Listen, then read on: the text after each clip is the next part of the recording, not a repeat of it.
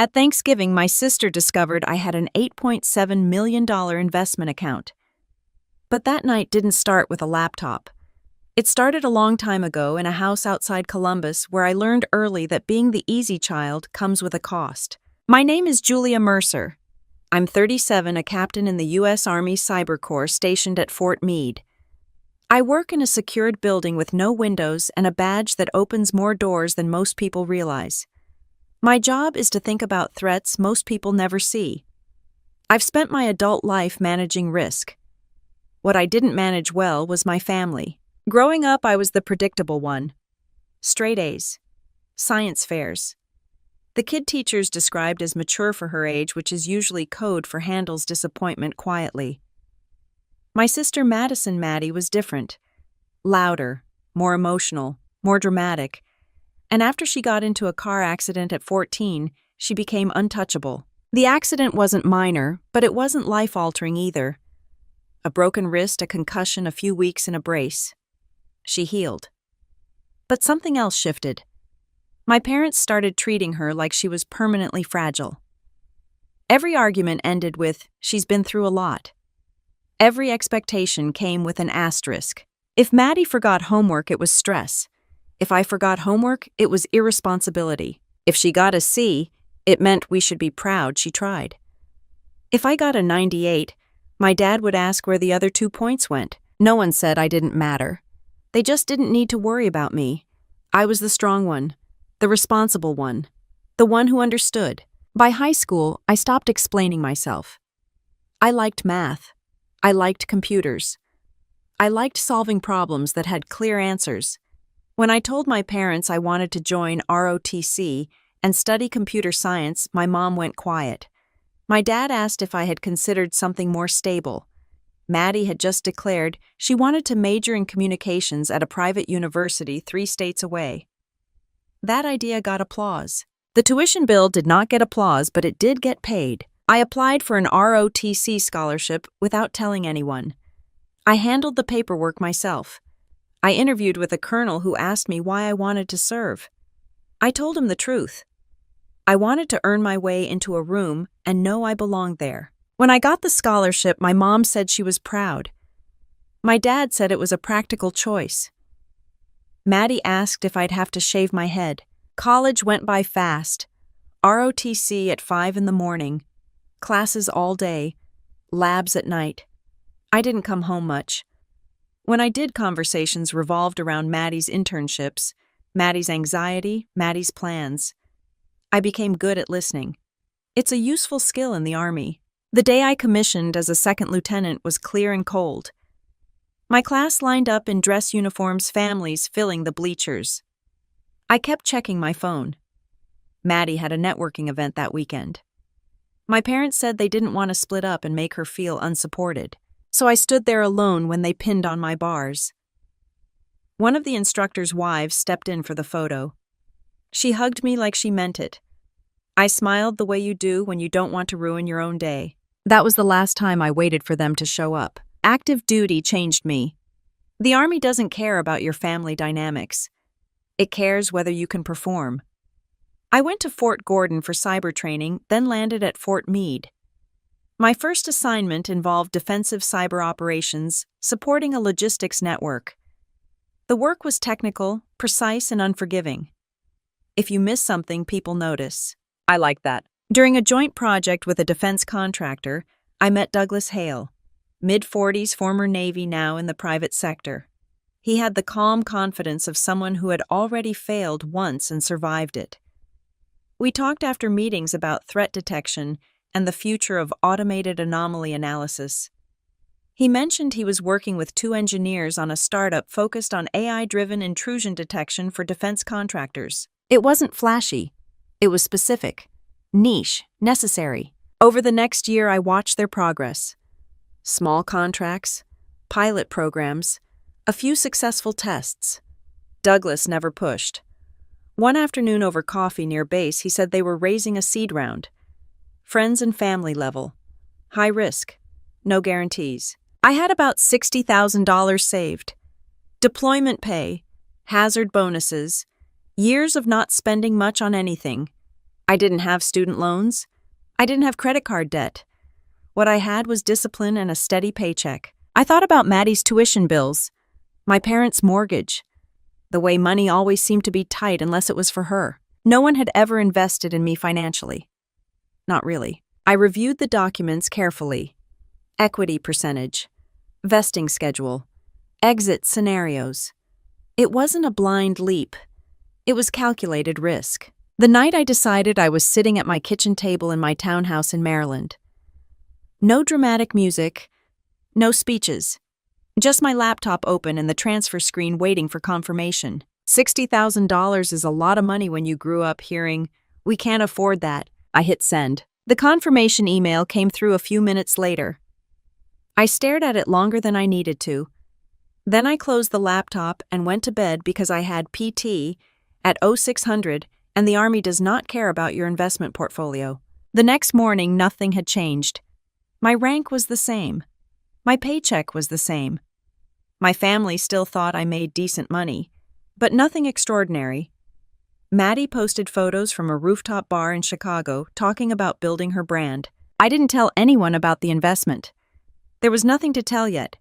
It was just equity on paper and a line item in my personal records. But for the first time, I had put my money somewhere that didn't involve covering someone else's gap. I kept that confirmation email flagged in my inbox for months, not because I needed to reread it, but because I needed to remember that I had finally chosen myself. The startup didn't change my daily routine. The Army still owned my calendar.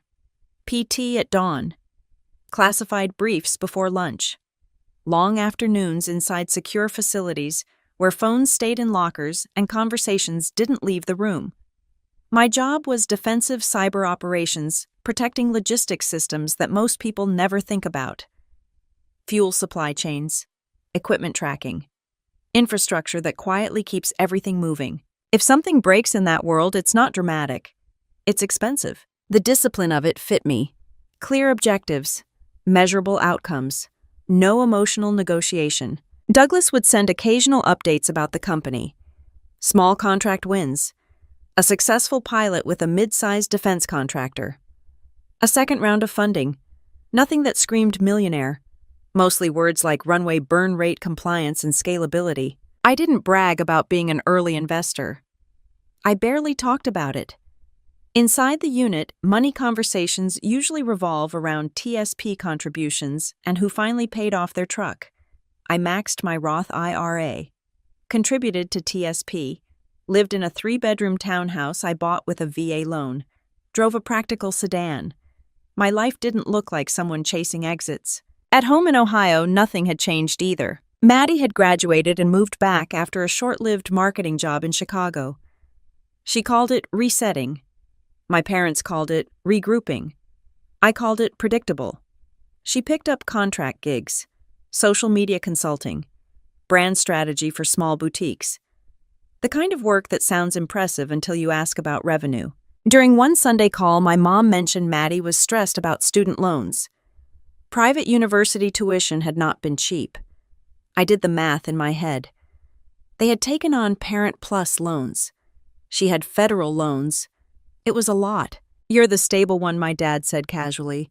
"We never worry about you." It wasn't meant as a compliment. Around that time, my unit supported a rotation tied to CENTCOM operations.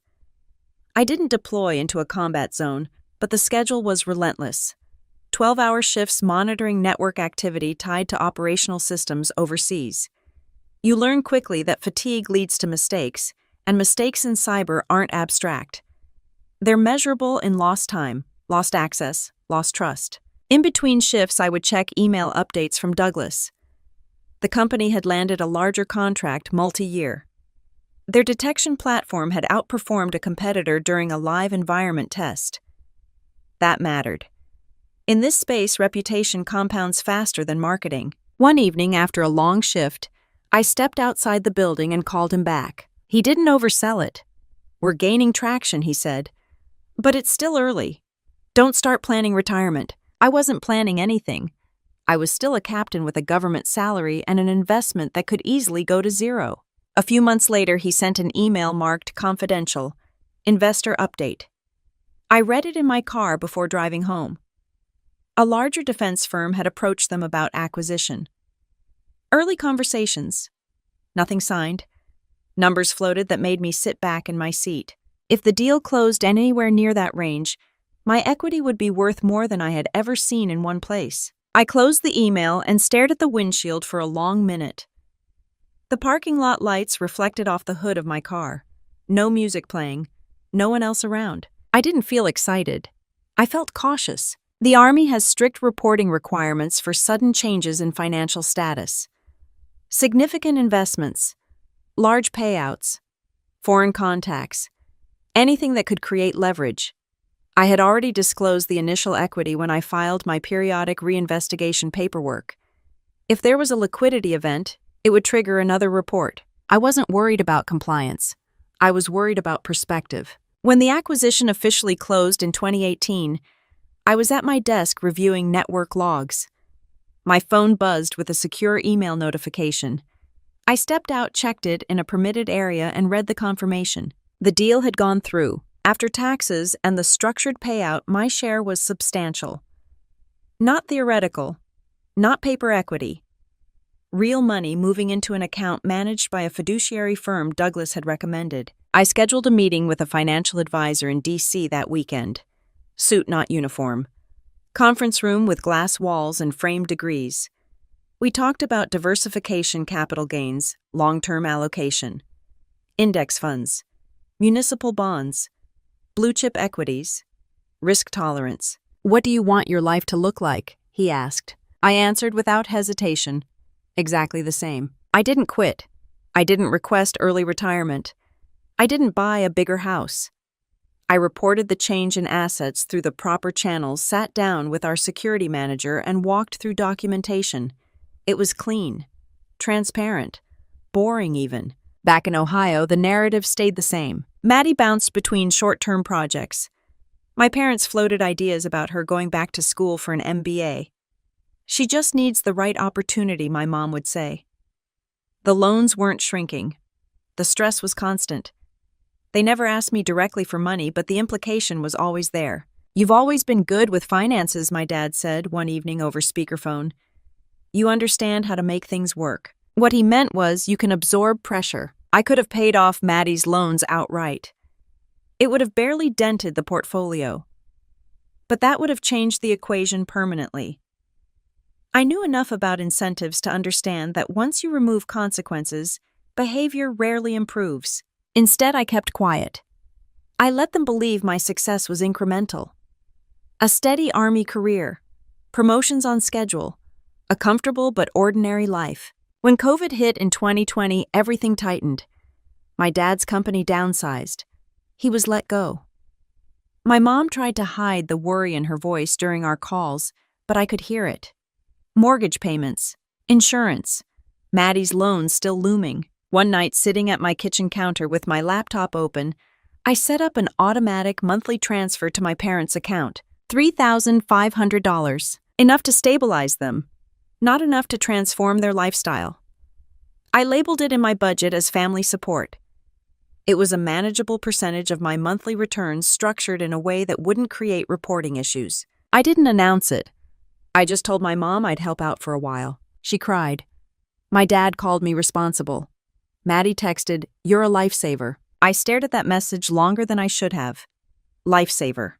From the same person who once joked that I picked the Army because I couldn't make it in corporate. The transfers continued quietly each month. My portfolio grew steadily with market gains and disciplined reinvestment. Promotions came in the normal rhythm of military service. Major was on the horizon if I stayed the course. From the outside, nothing about my life suggested leverage or excess. Just a captain doing her job and helping her family through a rough stretch. And for a while, that balance felt sustainable. The first time the portfolio crossed 7 figures, I was standing in line at the commissary comparing prices on paper towels. It didn't feel dramatic. No confetti, no cinematic music, just a notification from my advisor letting me know the final tranche of the acquisition payout had cleared and been allocated according to the strategy we set up. The original buyout had structured payments over time tied to performance metrics and retention benchmarks. By the end of 2019, everything had fully vested. After taxes, reinvestment, and a couple of very conservative reallocations, the number had settled into something real, over $1 million. I remember looking at the screen and thinking about the kitchen table in Ohio where my parents once argued over a broken dishwasher.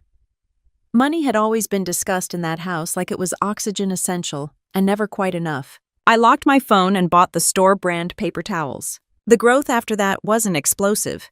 It was steady. Index funds tracking the S&P, municipal bonds generating tax-efficient income, a few blue-chip stocks with long track records. My advisor would send quarterly summaries with charts and projections. We'd review risk exposure and rebalance when needed. Nothing flashy, just disciplined compounding. By 2020, with the market dip during COVID and the rebound that followed, the portfolio actually grew faster than I expected. I didn't day trade. I didn't chase trends. I followed the plan. At Fort Meade, my responsibilities expanded. I led a small team focused on vulnerability assessments for internal systems. We ran simulations, identified weak points, and patched them before anyone outside could exploit them. It's meticulous work, quiet victories, the kind that doesn't make headlines because nothing happened. That's how I preferred my finances too. Back in Ohio, the $3,500 monthly transfer became part of the family routine. My dad would mention it in passing. That helped really ease things. My mom would say she was proud of how I handled myself. Maddie started talking about taking online MBA courses to test the waters. I never corrected their assumptions about how I afforded it. They believed I was budgeting tightly for my captain's salary, cutting corners, living frugally so they didn't have to. I let them believe that. It was easier than explaining capital gains diversification and acquisition structures over Sunday dinner. In late 2021, my advisor called to review performance. The markets had been volatile, but overall growth remained strong. The total account value hovered well above $5 million. Your allocation is still aligned with your goals, he said. Do you want to increase liquidity for any major purchases? I'm good, I answered. I meant it. I didn't want a bigger house. I didn't want a luxury car. I didn't want attention. By 2022, Maddie's financial situation hadn't improved much. She had moved into a small apartment near my parents and started freelancing again. On Instagram, her life looked curated. Brunch photos, new outfits, inspirational quotes about resilience. In real life, my mom still paid her phone bill some months. One afternoon, my dad called while I was driving home from base. Maddie's thinking about a full MBA, he said. Private school. It's expensive, but it could really change her trajectory. I kept my eyes on the road. Does she have a job lined up? She's exploring options. That was my dad's version of uncertainty. He didn't ask me directly for money. He didn't need to. The implication hung there. You've always been good with investments, he added. You understand long-term returns. I almost laughed at that.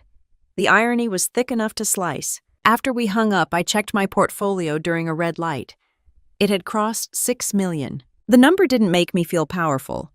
It made me feel cautious. Wealth has a way of distorting relationships if you let it. I had seen it in briefings about insider threats. Financial stress can be a vulnerability.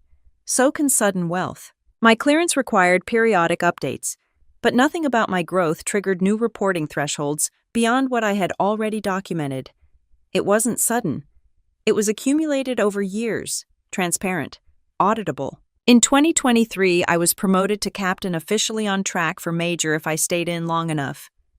My evaluations were strong. My chain of command trusted me. Professionally, everything was aligned. Financially, the market did what it often does over time. It climbed. The combination of steady gains and disciplined reinvestment pushed the account higher. $7 million. Then $7.5 million. I didn't celebrate milestones. I just rebalanced. At Thanksgiving planning time that year, my mom called with her usual tone of forced cheerfulness. We're all getting together like always, she said. It'll be good for Maddie. She's had a stressful year. What happened? She didn't get into her first choice MBA program. I wasn't surprised. Applications require more than ambition. I'll fly in, I said. Travel was easy for me. A quick flight from Baltimore to Columbus. A rental car. The same house.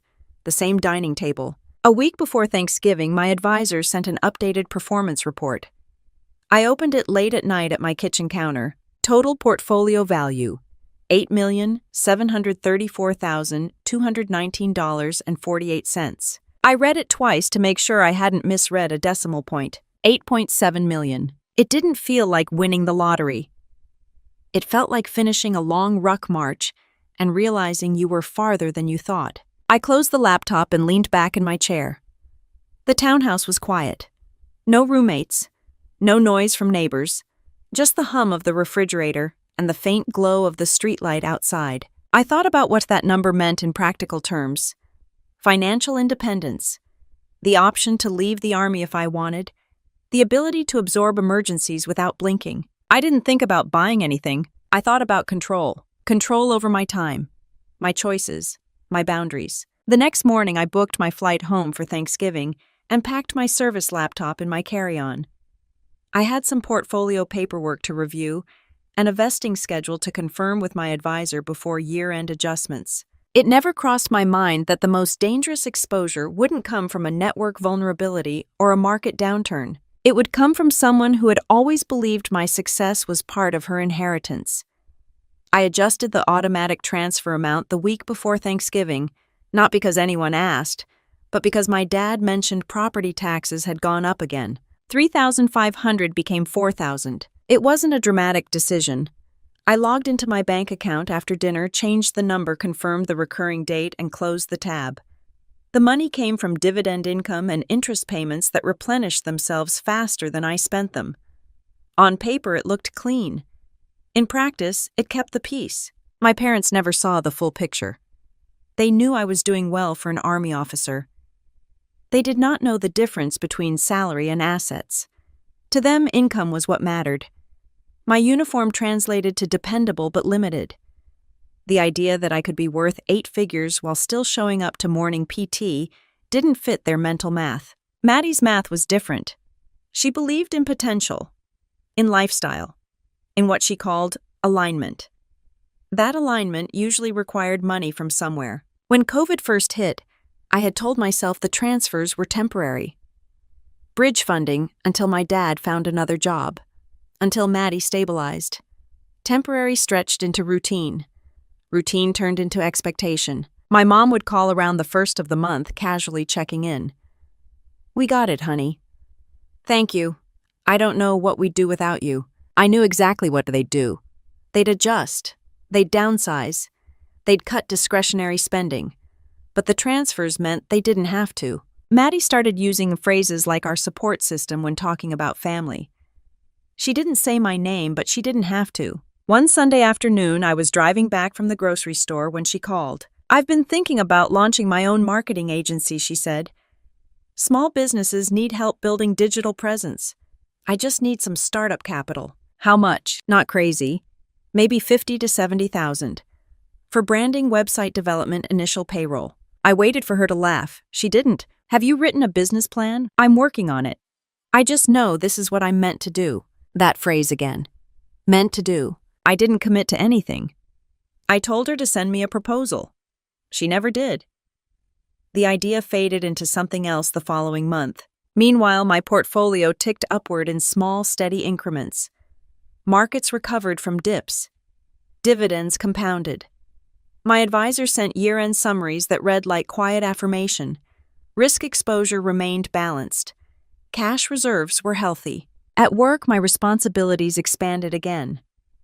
I oversaw a vulnerability assessment that required coordination across multiple units. Long hours, tight timelines, clear outcomes. I appreciated the simplicity of that structure. At home in Ohio, complexity grew in subtle ways. During a FaceTime call in early fall, my mom angled the phone so I could see the kitchen table covered in paperwork.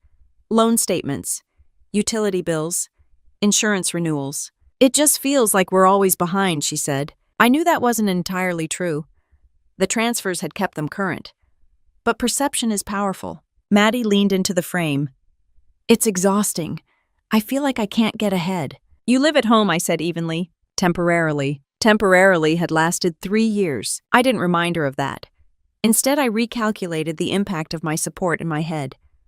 $48,000 a year at the updated rate.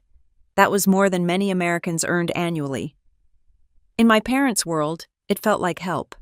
In mine, it was leverage I chose not to use. What I didn't anticipate was how quickly help becomes invisible. By October, Maddie had started posting more frequently about breaking generational cycles and stepping into abundance. The captions were vague but aspirational. My mom liked every post. My dad rarely commented, but he watched. On one call, my mom mentioned Thanksgiving plans. "It'll be good to have everyone together," she said. Maddie's been under so much pressure. From what I asked, from expectations, I almost laughed. Expectations had never applied evenly in our house. A week later, my dad brought up the MBA idea again. "She's looking at a private program in Chicago," he said. "It's competitive." "How much?" "About $120,000 total." I didn't react immediately. Numbers like that no longer shocked me. What shocked me was the assumption that funding it was simply a matter of willingness. "She'd need a strong application," I said. "She just needs the opportunity." Opportunity. The word floated between us. The truth was simple. I could wire that amount tomorrow and barely notice the dent. But money doesn't just solve problems. It signals something. It reinforces narratives. In our family, the narrative had always been that Maddie needed extra support, that I would understand, that I would absorb the cost. The week before I flew home for Thanksgiving, I reviewed my accounts again. Total portfolio value, $8,734,219.48. The number hadn't shifted dramatically since I first noticed it. Markets had been stable. Dividends reinvested. Everything aligned with the plan. I packed light. Service laptop in my carry-on. Civilian clothes in a small suitcase. I didn't wear designer brands home. I never had. There was no reason to introduce variables. At the airport, I watched families gather at gates. Kids running around. Parents juggling bags. The holiday energy felt predictable. On the flight, Maddie texted in the group chat, "Can't wait to see everyone. Big things coming next year." My mom replied with heart emojis. My dad wrote, "Proud of you." I read the thread and slipped my phone back into airplane mode. When I pulled into the driveway in Ohio that evening, the house looked exactly the same as it always had. Same siding, same porch light, same faint crack in the walkway near the mailbox. Inside, my mom hugged me longer than usual. My dad asked about work in broad terms that avoided specifics.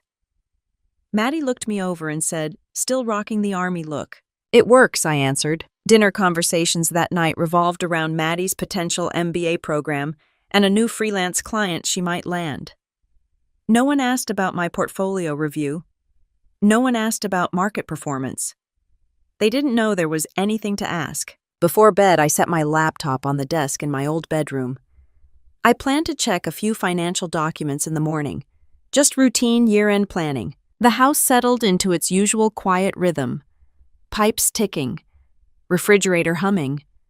Maddie laughing softly downstairs while scrolling through something on her phone. I lay awake longer than I expected, not worried about markets or work, but about how easily generosity becomes baseline. In the morning, I'd open the laptop and review a vesting confirmation email before breakfast the way I always did when timing lined up with reporting cycles. I opened the laptop before anyone else was awake and logged into my Morgan Stanley account the way I always did, quietly, like checking the weather. The number hadn't changed much overnight. Still steady. Still structured.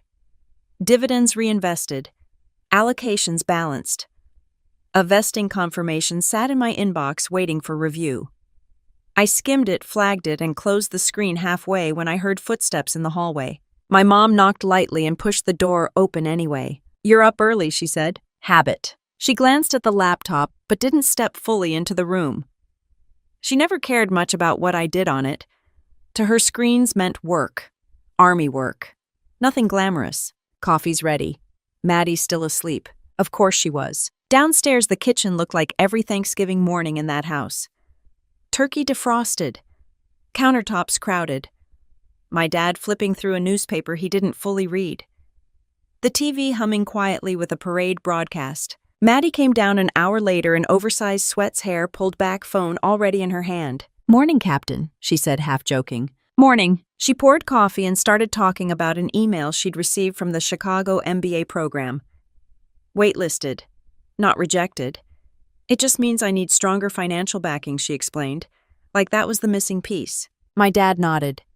Schools like to see stability. I stirred my coffee slowly. Stability had never been their concern when it came to me. The morning passed in small tasks: setting the table, prepping vegetables, coordinating oven timing. I offered to handle a few side dishes to keep busy. Movement keeps conversations shorter. Around noon, extended family started arriving. Aunts, uncles, cousins, coats piled in the hallway. The house grew loud the way it always does when people are trying to prove they're close. I answered the same questions I always answered. "How's the army?" "Still in Maryland." "You thinking about staying in?" I kept responses simple. Yes, probably. Maddie floated through the room with easy confidence. She talked about entrepreneurial plans, about building a brand, about how Chicago would be a fresh start. My mom added, "She just needs the right support." The word landed heavy but casual, like it wasn't aimed at anyone specific. By mid-afternoon, the house smelled like turkey and rosemary. Plates were filled, glasses topped off. Everyone took their seats around the extended dining table. My dad carved. My mom directed traffic. Maddie narrated her future. At one point, my uncle asked me what captains make these days. "Depends on time and service," I answered. He whistled softly at the estimate. "It's not bad," Maddie said. "But it's not Wall Street money." A few people laughed. I didn't. "Benefits are solid," I said evenly. "Yeah," she replied, shrugging.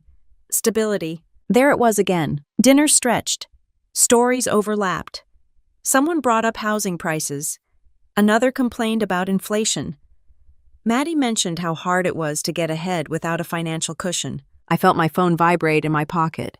Probably a market alert. I ignored it. After dessert, I slipped upstairs to my old bedroom under the excuse of checking a work email. In reality, I wanted 5 quiet minutes. I closed the door, sat at the desk, and opened my laptop. Morgan Stanley loaded quickly. Portfolio summary. Asset allocation. Year-to-date performance. Total portfolio value. $8,734,219.48. The number felt almost abstract in that small room with its faded paint and childhood bookshelf still lined with old trophies. I scrolled down to review the vesting schedule attached to the most recent tranche. Everything matched expectations. I leaned back in this chair and exhaled slowly. Downstairs laughter echoed up the stairwell. Plates clinked. The TV volume rose for a football game. Footsteps moved down the hallway. Before I could lower the screen, the door opened without a knock. Maddie stood there, phone in hand. "Forgot my charger," she said casually, scanning the room. "It's probably in the living room." She stepped further inside anyway, eyes drifting to the laptop. "What are you working on, army stuff?" "Just reviewing something." She walked closer, too close. I shifted slightly, but not fast enough. Her gaze locked onto the screen. Silence stretched in the room. Not dramatic, just still. "What is that?" she asked. "Nothing you need to worry about." She leaned in, squinting. "Why does that say 8 million? I closed the laptop. "It's not what you think." Her expression changed in real time. Confusion first, then calculation. "Julia," she said slowly, "why does your account say $8.7 million? The hallway noise downstairs continued like nothing had shifted. I stood up. "It's an investment account." "From what?" "A company I invested in years ago." She stared at me, processing. "You've been sitting on this?" "It's not sitting. It's invested." Her eyes hardened. "And you've been sending Mom and Dad, what, $3,000 a month? Acting like you're scraping by." "I never said I was scraping by." "You let them think that." I didn't respond. She stepped back, then turned abruptly toward the door. "Maddie." She didn't stop. Her footsteps moved fast down the hallway and toward the stairs. I followed a few seconds later, heart steady but alert, in the same way it gets before a briefing goes sideways. Voices downstairs quieted slightly as she entered the dining room. "Mom," she called out, holding the laptop up like evidence. "You need to see this." Every head turned. I reached the bottom of the stairs just as she set the laptop in the center of the table and angled the screen outward. The room went silent enough that I could hear the refrigerator kick on in the kitchen. My mom leaned forward. My dad adjusted his glasses. Someone read the number out loud. $8,734,219 and 48 cents. No one moved for a full 5 seconds. My mom blinked like the number might rearrange itself into something more reasonable. My dad leaned closer to the screen, squinting at the decimals as if they were misprinted. My aunt actually laughed under her breath the way people do when they assume something is a joke. Maddie didn't laugh. "You have almost $9 million, she said louder now, making sure the entire table heard it. "It's an investment account," I said calmly. "Not a checking account." That distinction meant nothing in that room. My mom's face shifted first.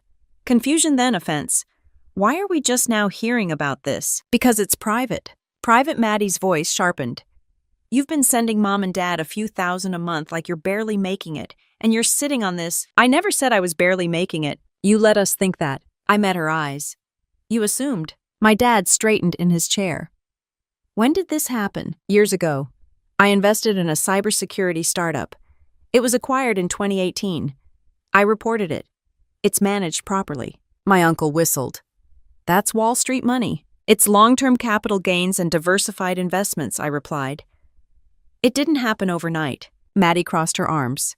"And you didn't think to tell your family?" "Why would I?" The question hung there longer than I expected. My mom spoke next, her tone shifting from disbelief to something sharper.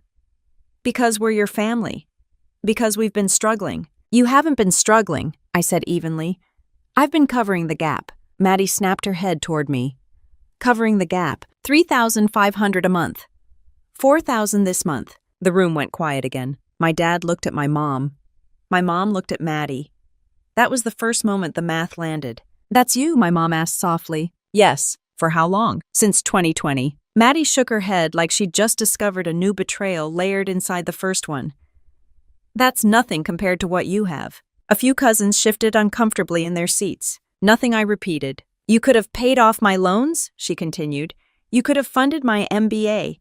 You could have helped me actually get ahead instead of drip-feeding us." "Drip-feeding." My dad cleared his throat. "Maddie has a point." "Of course she did. You have financial security." "Most people can't imagine," he continued. "Your sister is trying to build something. Family helps family." "I have helped," I said. "That's not the same as giving her a real opportunity," my mom added. There it was. Not gratitude, not pride, not curiosity about how I built it. Expectation. Maddie leaned forward, voice steady now. "I'm not asking for charity. I'm asking for a fair shot. $2 million would change everything. I could pay off my loans, invest in my business, relocate for the MBA. You wouldn't even feel it." The phrasing was almost clinical. You wouldn't even feel it. I felt something, but it wasn't financial. "You think I didn't earn this?" I asked. "I think you had support," she shot back. Support. I let that word sit between us. "My support was a scholarship and a uniform," I said. "I invested $60,000 when I was a lieutenant. I took a risk. It paid off." "You had a safety net," Maddie insisted. "The Army." I almost smiled at that. "The Army isn't a safety net. It's a job." My mom's voice cracked slightly. "We invested in you emotionally. We raised you. That counts." I looked around the table. 20 faces, some sympathetic, some curious, some calculating. "I never asked you for money," I said. "Not for tuition, not for a car, not for rent. I handled it." "And we're grateful," my mom said quickly. "But now you're in a position to lift your sister up." The phrasing shifted again. Lift. My dad leaned forward, hands clasped. "You don't need $8 million. No one does. That's not how investments work." "Don't get technical," Maddie snapped. "This isn't about market structure. This is about family." "Exactly. This is about choices," I replied. Maddie's voice rose. "You let me sit here talking about loans and rejections and stress while you had this sitting in an account. It's invested capital, not a pile of cash in a drawer. You're dodging the point." "No," I said calmly. "You are." The room felt warmer, the air thicker. One of my cousins finally spoke up. "It's her money." Maddie shot him a look that could have frozen glass. My mom turned back to me. "If you loved your sister, you'd want her to succeed." "I do want her to succeed." "Then prove it." There it was. The test. $2 million as proof of love. I pulled out my phone slowly and opened my banking app. Not Morgan Stanley. My checking account. "What are you doing?" my dad asked. "Fixing something." I navigated to the recurring transfer. $4,000 scheduled for the first of the month. I paused for half a second, not because I doubted the decision, but because I understood the weight of it. Then I canceled it. Julia, my mom said sharply. That's done, I replied. I've been helping. Quietly. Consistently. If that wasn't enough, then it wasn't about help. Maddie stared at me like I had just confirmed every suspicion she ever had. So you're just going to hoard it, she asked. I'm going to manage it responsibly. For yourself. Yes, my dad's voice hardened. That's selfish. I met his gaze without raising mine. Investing isn't selfish. Expecting someone else to fund your lifestyle is. Maddie stood abruptly, chair scraping against hardwood. You owe me. I don't. You got lucky. I got disciplined. The difference mattered to me, even if it didn't to her. My mom shook her head slowly like she was watching something unravel. I can't believe this. I closed the laptop and picked it up from the table. You didn't know, I said evenly. There's a difference. Maddie's voice followed me as I stepped back toward the hallway. This isn't over. I didn't respond, not because I was afraid of what would happen next, but because I had finally stopped negotiating with expectations that were never mine to carry. I set the laptop on the dresser in my old bedroom and stood there for a moment listening to the volume downstairs climb again. It wasn't shouting at first. It was the low hum of damage control. My mom's voice tight and controlled. Maddie's sharper, faster. My dad trying to sound reasonable. I walked back down the stairs because disappearing would only make it worse. Every conversation stopped when I stepped into the dining room. My uncle suddenly found the turkey fascinating. My aunt busied herself stacking plates that didn't need stacking. Maddie stayed standing. You're really canceling the transfers, she asked. Yes, so you're punishing Mom and Dad because I asked for fairness. I'm stopping a pattern, I said. My dad folded his arms. What pattern? The one where I'm expected to cover everything quietly. My mom looked hurt. We never expected? You didn't ask, I said. You assumed. Silence again. Maddie leaned against the back of her chair. You think you're better than us now? No, you act like we're irresponsible. I didn't blink. You are. That landed harder than the money. My mom flinched. Julia, what? Maddie shot back. Because I didn't join the military. Because I didn't invest in some tech company. Because you don't follow through, I said evenly. Because every new plan requires someone else's funding. That's how business works. Investors. I invested in something with a contract, a roadmap, and performance metrics, I replied. You have an idea. She laughed once, short and bitter. You've always talked down to me. No, I said. I've always talked in specifics. My dad stepped forward slightly. You could solve this right now. Set up a trust. Allocate a portion for your sister. We're not asking for everything. We're not asking for everything, my mom echoed quickly as if moderation made it reasonable. How much are you asking for? I asked. Maddie didn't hesitate. $2 million. There it was again. Clean, direct. For what? I pressed. To clear debt. Relocate. Fund my MBA. Seed my company properly. Seed your company with what projections? She opened her mouth, then closed it. That's not the point, my mom interjected. The point is security. I already provided security, I said. You just didn't know the source. My dad's jaw tightened. You hid it. I kept it private. From your family. Yes. The honesty made the room uncomfortable. One of my cousins finally cleared his throat. It's her money. Maddie rounded on him. Stay out of it. I shifted my attention back to my parents. I didn't hide this to deceive you. I kept it private because money changes how people act. Maddie let out a sharp breath. You think we're acting differently now? Yes. My mom shook her head slowly. We're reacting because we're shocked. You're reacting because you think you have access, I replied. That one landed. My dad's tone hardened. You wouldn't have this without us. I held his gaze. Without you paying for Maddie's tuition, I had to earn my own. That helped. A few relatives shifted in their seats again. That's unfair, my mom said, quietly. Is it? Maddie's face flushed. You're rewriting history. No, I said. I just stopped softening it. The conversation didn't explode. It tightened. My dad tried a different angle. Think long term. If you don't share this now, what happens when we're older? When we need care? I didn't hesitate. I'll make responsible decisions when that time comes. And Maddie is an adult. She laughed again, but there was no humor in it. You think you're untouchable because you've got a uniform and a brokerage account. I think I'm responsible for what I build. My mom's voice broke slightly. We thought you understood sacrifice. I almost smiled at that. I do. That's why I invested. Maddie stepped closer. You could change my entire life with one wire transfer. And you could change it by finishing something you start, I replied. The tension in the room shifted from shock to resentment. My dad exhaled slowly. So that's it? You're choosing money over family. I'm choosing boundaries, I said. Same thing Maddie snapped. No, not even close. My phone buzzed in my hand. A routine market notification. I silenced it without looking. My mom's shoulders sagged. I don't recognize you right now. I met her eyes. You never really did. That hurt her more than the canceled transfer. No one yelled. No plates shattered.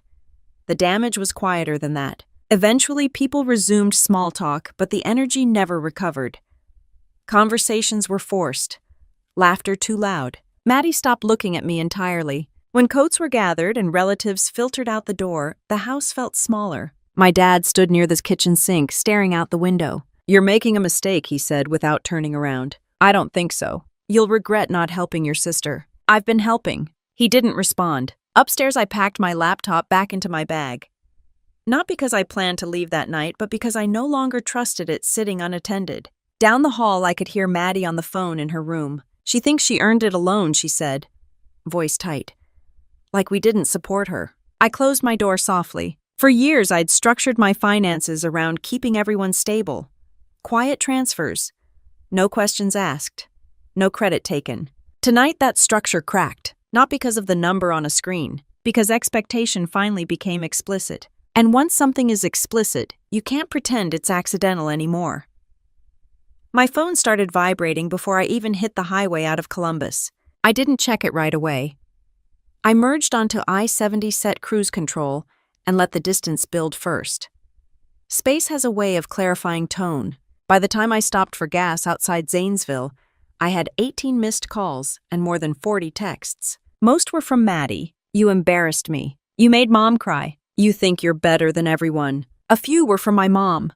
Shorter, sharper. We need to fix this. Call me. This isn't how family handles things. My dad sent exactly one message. You went too far. I closed the thread and drove. By the time I landed back in Maryland the next day, the narrative had already shifted from private argument to public grievance. Maddie had posted something vague on Facebook. Some people forget who stood by them when they had nothing. It didn't mention me by name. It didn't need to. Extended family members commented with sympathy. A few tagged me directly. I didn't respond. At Fort Meade on Monday morning, my routine stayed the same. Badge in. Phone in locker. Classified workspace. Real problems. Real consequences. The Army is grounding that way. It doesn't care about your Thanksgiving drama. Around noon, my phone buzzed repeatedly in the locker. When I checked it at lunch, there was a voicemail from an unfamiliar Ohio number. I played it in my car. Hi, this is Carol from the county tax office. We received an inquiry regarding your income reporting. I stopped the recording. Maddie. I didn't panic. I opened my email and searched for the last compliance confirmation from my security manager. Everything had been disclosed in 2018 at acquisition. Updated during my periodic reinvestigation. All documentation clean. Still, I scheduled a quick meeting with our security office the next day. The security manager, a civilian who had seen everything from gambling debts to foreign influence attempts, listened without expression. Family found out about your assets, he summarized. Yes, and they're upset. Yes. Have you received direct threats? Not yet. Just noise. He nodded. You're compliant. As long as there's no coercion or undisclosed financial entanglement, you're fine. I canceled the monthly support. That's your choice. It was clinical. Reassuring. Back home that evening, the tone escalated. Maddie texted again. If you don't fix this, I'm going to talk to a lawyer. For what, I typed back. For unfair financial manipulation. I almost admired the creativity. There is no law requiring siblings to redistribute equity from a private investment. I knew that. She probably did too. My mom called an hour later. You need to calm your sister down. She's an adult. She feels betrayed. I invested my own money. She didn't know. That's the point. Silence. She says you owe her at least $2 million. My mom continued quietly. It's not unreasonable. It is. She gave up things too, you know. I closed my eyes briefly. What did she give up? She struggled emotionally after the accident. So did I said. That wasn't a dramatic confession. It was a fact. My dad got on the line next. This has gotten bigger than it needed to be, he said. People are talking. About what? About how you've changed. I let that sit. If by changed you mean I stopped funding everything quietly, then yes. He sighed. You're making it harder than it needs to be. No, I'm making it clearer. The next escalation came midweek. My unit public affairs office forwarded me a message from a private citizen in Ohio inquiring about ethical conflicts involving a service member's undisclosed wealth. The wording was careful. The sender was Maddie. I walked down the hall and knocked on my supervisor's door. He skimmed the email once, then looked up. You have anything to disclose that we don't already know about? No. Then this is personal noise. Keep it separate from work. He paused. Family. Yes, sir. He nodded like that explained everything. Back in my office, I drafted a timeline for myself. Investment in 2013. Acquisition 2018. Disclosure filed. Periodic updates documented. Monthly transfers to parents from personal checking. No joint accounts. No co-signed loans. Clean lines. That night I called a civilian attorney recommended by a colleague. Not because I expected litigation, but because documentation matters. We reviewed the situation over the phone. Have you promised her money in writing? He asked. No. Have you entered into any verbal contract? No. Then there's no claim.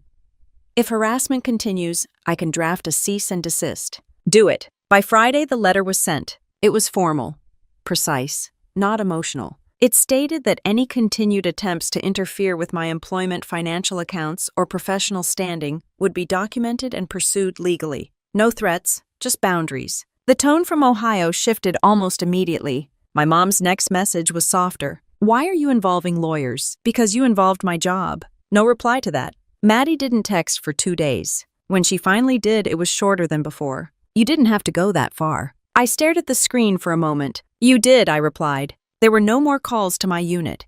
No more tax office inquiries. No more social media posts hinting at injustice. The noise faded the way it always does when it meets structure. At work, nothing changed. My clearance remained intact. My evaluations remained strong. My portfolio continued its steady rhythm, unaffected by holiday drama or online accusations. At home in Maryland, the townhouse felt quieter than usual. Not empty, just undisturbed. For the first time in years, I wasn't calculating how much support I needed to send to keep everyone stable. I was calculating something else entirely. I deleted the recurring calendar reminder labeled Family Support and watched the empty space it left on my screen. It wasn't dramatic. No swelling music, just a small gray block disappearing from the first of every month. The first paycheck after I canceled the transfer hit my account without the usual subtraction. I noticed it in passing while reviewing my budget. The extra liquidity didn't change my lifestyle. It changed my mindset. At work, I ran a vulnerability review with my team that week. We identified a misconfiguration in a legacy system that had gone unnoticed for months. It wasn't catastrophic, but it was risky. The fix required tightening permissions and removing access that some people had grown used to. One of the junior analysts asked if we could just monitor it for now. No, I said. If something's a vulnerability, you fix it. You don't keep it comfortable. The sentence lingered in my head longer than it should have. Later that afternoon, I met with a senior warrant officer I trusted. He had been in the Army longer than I'd been alive. The kind of person who doesn't offer advice unless you ask. You look like you've been carrying something, he said. Family, I replied. He nodded once. Money, yes. He leaned back in his chair. Helping and enabling aren't the same thing. I didn't respond immediately. If someone can function without your help but chooses not to because you're there, he continued, that's not help. That's insulation. Insulation. That doesn't mean you don't care, he added. It means you understand cause and effect. I left his office with that phrase looping in my head, cause and effect. For years, my cause had been stability. My effect had been dependence. Back home that evening, I opened my portfolio dashboard. The number fluctuated slightly with market movement. 8.7 million was no longer shocking. It was data. I reviewed my long-term goals again. Retirement options. Potential transition to civilian sector if I chose to. Geographic flexibility. None of it required transferring $2 million to Ohio. My phone buzzed. Maddie. I let it ring twice before answering. She didn't waste time. Are you really cutting us off completely? I stopped the monthly transfer. So yes, I stopped funding expenses. That's not the same as cutting you off. She exhaled sharply. Mom says the mortgage is tight now. Then adjustments need to happen. You sound like a banker. I sound like someone who understands budgets. There was a pause. You could make this easier, she said. For who? For everyone. I did. For 4 years. Silence. I didn't know, she said quietly. That doesn't change the math. She shifted tactics. Do you even care what this is doing to Mom? I care, I said. But I'm not responsible for every outcome. That's cold. No, it's accurate. She laughed once without humor. You think you're above all of us now. I think I'm done financing choices I don't make. Another silence. You're going to regret this, she said finally. I already regret not setting boundaries sooner. She hung up. I set the phone down and sat there for a moment, noticing something unfamiliar. No guilt. Not none at all, but less than I expected. The following week, my mom texted instead of calling. We're reviewing our expenses. It wasn't accusatory. It was factual. Let me know if there's a medical emergency, I replied. That's different. She didn't respond right away. Later that night, she sent another message. Maddie applied for 2 full-time positions. I stared at that one. Good. At work, promotion boards were approaching. My file was strong. Time and grade aligned. Evaluations consistent. I had choices ahead of me: stay on track for major or transition into a civilian cybersecurity role with private firms who had already reached out over the years. For the first time, I considered those options without factoring in how they would support someone else's timeline. One evening, I scheduled a therapy session through Military OneSource. Not because I was unraveling, but because clarity matters. The counselor listened as I outlined the history, the accident, the favoritism, the investment, the reveal. Why did you keep sending money after you were financially independent? She asked. I didn't want to be the reason things fell apart. And now, I'm realizing they won't fall apart. They'll adjust. She nodded. You were trying to earn approval that was never contingent on money. It was contingent on roles. Roles. You were the responsible one, the stable one, the fallback. That hit closer than I expected. You stepped out of that role, she continued. Of course there's friction. Friction. That word felt more precise than betrayal or greed. Over the next few weeks, the contact from Ohio decreased. No more legal threats. No more indirect posts.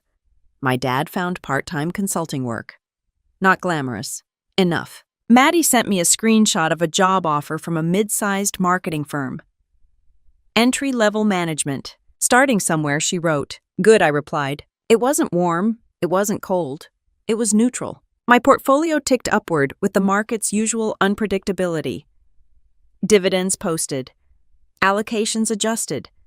I reviewed the numbers like I reviewed system logs objectively. The number itself stopped mattering. What mattered was that it was mine to manage. One evening, I walked through my townhouse, noticing how ordinary it still was. Same furniture, same car in the driveway, same schedule in my calendar. The difference wasn't visible in square footage or lifestyle. It was in the absence of obligation. For the first time since 2020, I wasn't calculating how much of my future needed to be reserved for someone else's present. I declined the Thanksgiving flight reminder the moment it popped up on my calendar. No hesitation, no internal debate, just delete. A year had passed since that dinner. The house in Ohio still stood. The mortgage was still being paid. The world had not collapsed because I stopped transferring money. At Fort Meade, life moved in steady increments. I had pinned on major 3 months earlier after a routine promotion board. No ceremony with extended family. A small gathering at the unit. A few handshakes. A photo taken by someone who understood what it meant to get there. My portfolio hovered just under $9 million that week. Markets had fluctuated. Dividends had compounded. Nothing dramatic. Nothing reckless. Just disciplined growth. Maddie had taken that entry-level management job at the marketing firm. She complained about office politics. She complained about commute times. She complained about having to answer to someone else. But she went every day. That mattered. My dad picked up consistent consulting work with a regional supplier. Not the same income as before COVID, but enough to stabilize things. They refinanced the house, adjusted spending, sold the second car. No one mentioned the canceled transfers anymore. The first few months after the cease and desist letter communication was minimal. Texts became logistical. Birthdays, basic updates, nothing emotional. One afternoon in spring, my mom called. "Your dad got offered a small contract extension," she said. "We're okay." I'm glad, I replied. There was a pause. "You don't call as much." "I'm busy." "That's not what I meant." I didn't respond. "I just want you to know." She continued carefully. "We never meant for things to get so out of hand." They did. Yes, no argument. Just acknowledgement. Later that summer, Maddie sent me a screenshot of her first performance review. "Exceeds expectations in client engagement. Needs improvement in budgeting accuracy." "Guess I have something to work on," she wrote. "You do," I replied. No sarcasm. Just fact. The shift wasn't dramatic. It was gradual. The entitlement faded when it stopped being reinforced. At work, my responsibilities expanded with rank. I mentored younger officers navigating their own financial decisions. One lieutenant asked if he should invest in a friend's startup. "Read the documents," I told him. "Understand the risk. Don't invest because you feel obligated." He nodded like he understood. The Army continued the way it always does. Rotations, training cycles, promotion boards. My name moved up in seniority lists. Civilian recruiters reached out more frequently. I didn't rush any decisions. Financial independence changes the urgency of everything. On a random Tuesday in October, I checked my Morgan Stanley dashboard out of habit. Total portfolio value: $8,921,044.12. The number didn't spike my pulse anymore. It represented optionality, not validation. That evening, I walked through my townhouse, turning off lights before bed. Same furniture, same quiet street, same life. The difference was internal. Thanksgiving week arrived again without ceremony. My mom sent a group text. "We'll miss you." "I have duty," I replied. It wasn't entirely untrue. There's always duty. Maddie posted a photo of the table set in Ohio. She looked more grounded in the picture, less performative. She had cut her hair shorter. The caption was simple: "Grateful," no subtext. Later that night, my dad called unexpectedly. "I've been thinking," he said. "About last year." I waited. I was wrong to assume. That was it. No speech, no defense. Just that sentence. "I appreciate that," I replied. "I didn't understand how you built it," he continued. I don't know what I thought. "You thought I'd share it automatically." "Yes, I won't. I know." There was no anger in his voice, just acceptance. When we hung up, I didn't feel triumphant. I felt steady. A few weeks later, Maddie texted me out of nowhere. "I got promoted to account lead." "Congrats." "I didn't need $2 million, she added. "I know." There was a long pause before the next message. "I was angry because I thought you didn't trust me." "I didn't trust your plan," I typed back. "That's different." She didn't argue. The following month, I updated my estate planning documents. Not to redistribute wealth to appease anyone, but to align assets with my own priorities.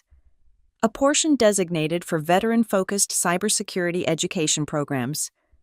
A portion for future family obligations under structured conditions.